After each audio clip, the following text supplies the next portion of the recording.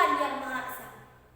Karena atas rahmat dan karunia-Nya, kita semua bisa mengikuti lomba pidato untuk memperingati bulan Bung Karno.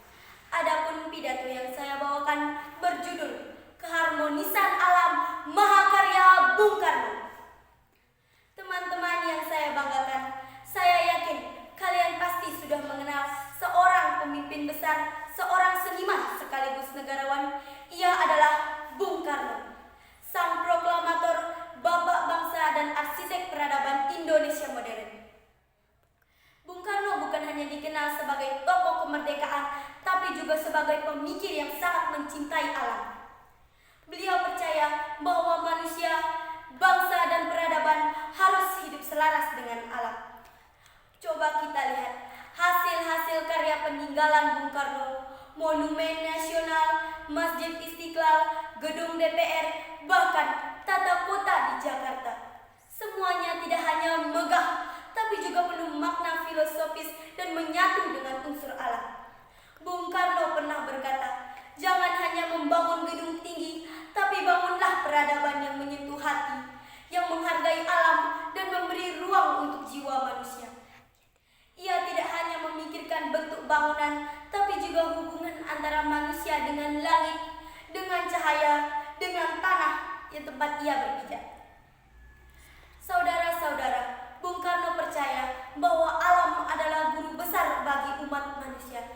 Dari alam kita belajar kesederhanaan, dari alam kita belajar keseimbangan, dan dari alam kita belajar arti keindahan hidup yang sebenarnya. Lihatlah bagaimana Bung Karno menata taman-taman kota dan mendesain tata letak bangunan negara agar tetap memberi ruang terbuka hijau. Ia sadar pembangunan tanpa memperhatikan alam sekitar hanyalah kehancuran yang ditunda. Sayangnya, zaman sekarang banyak orang yang melupakan semangat ini. Hutan-hutan ditebang demi gedung pencakar langit.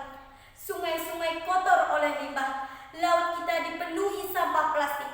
Dan udara tercemar asap kendaraan dan pabrik. Bencana terjadi di mana-mana.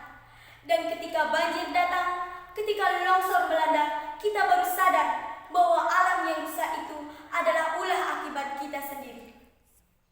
Semua itu karena kita lupa pada ajaran Bung Karno, bahwa pembangunan sejati bukanlah hanya tentang kemajuan teknologi, tapi juga hubungan harmonis antara manusia dan alam.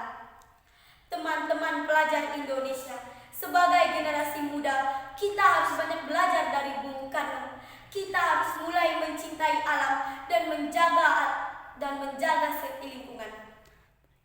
Mulai dari yang kecil, membuang sampah pada tempatnya, menghemat air, menanam pohon, menjaga kebersihan sekolah dan rumah kita.